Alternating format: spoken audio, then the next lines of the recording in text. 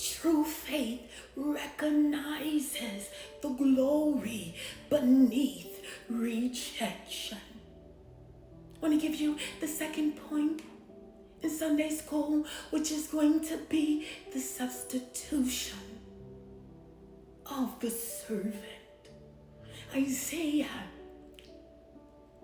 53rd chapter, verse number 4 and 5. Isaiah, he looks at the Son of God in total confidence in his loyalty to complete the earthly assignment as he marched up Golgotha Hill.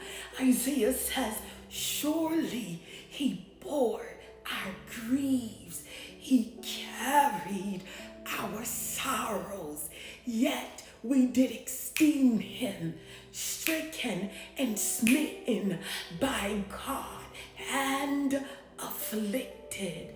But he was wounded for our transgressions, bruised for our iniquities. The chastisement of our peace was upon him, and with his stripes we are healed. Isaiah, he prophesied in past tense, like it's already happened. This is called a prophetic perfect. When he already sees it in the spirit realm, and it has to manifest in the physical realm. Do you have any idea how much you cost God? Well, the penalty for sin is death.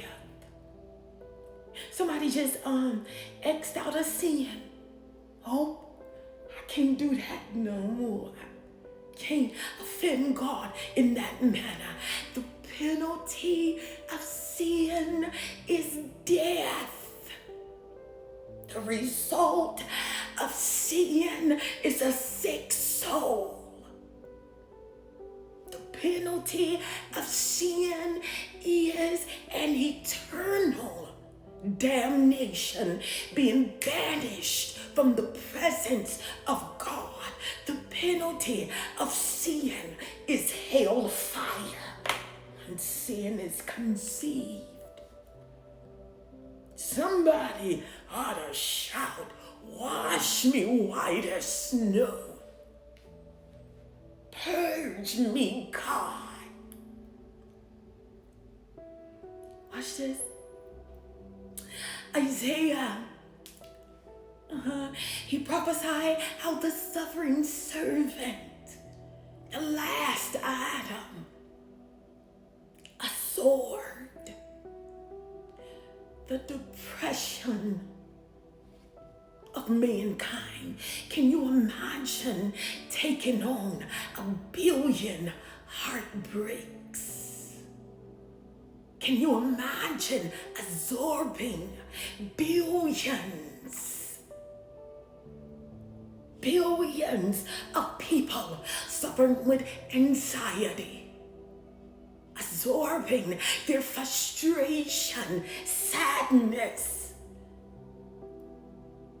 Jesus, he absorbed it. He took it from you so that you can live free.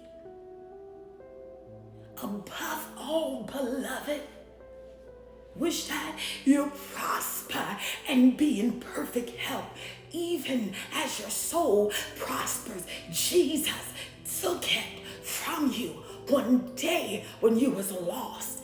Jesus died on the cross. He suffered emotionally so that you could be healthy emotionally and mentally. Jesus suffered in silence Silence doesn't mean powerless or weakness. I said, Jesus suffered in silence, right? So you wouldn't have to. Watch this. Jesus was beaten, 39 stripes on his back. He was disfigured to the point he didn't look like a human.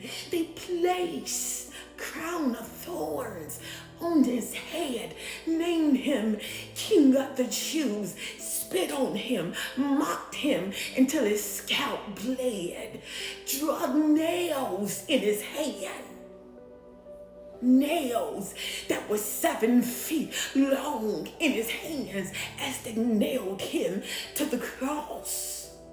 Then he had to carry the weight of the cross. Hanging 6 hours.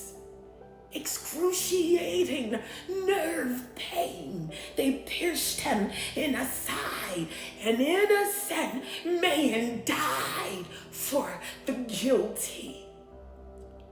Got a criminal's death. Watch this. But Jesus, he wasn't a victim. It was not an act of injustice.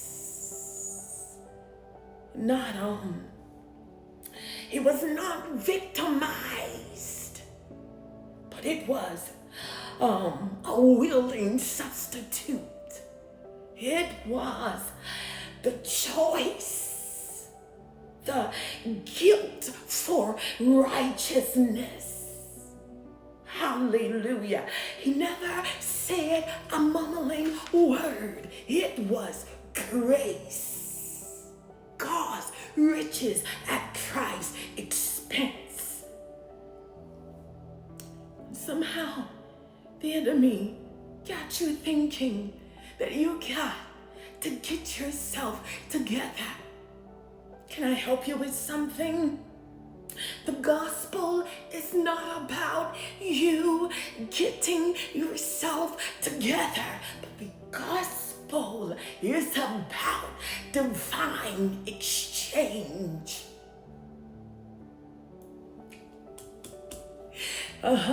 Hallelujah. It's not about how well you perform, but it is about receiving the righteousness of Jesus Christ. Jehovah M'Kaddesh, Jehovah Tsidkenu, and it is a finished work.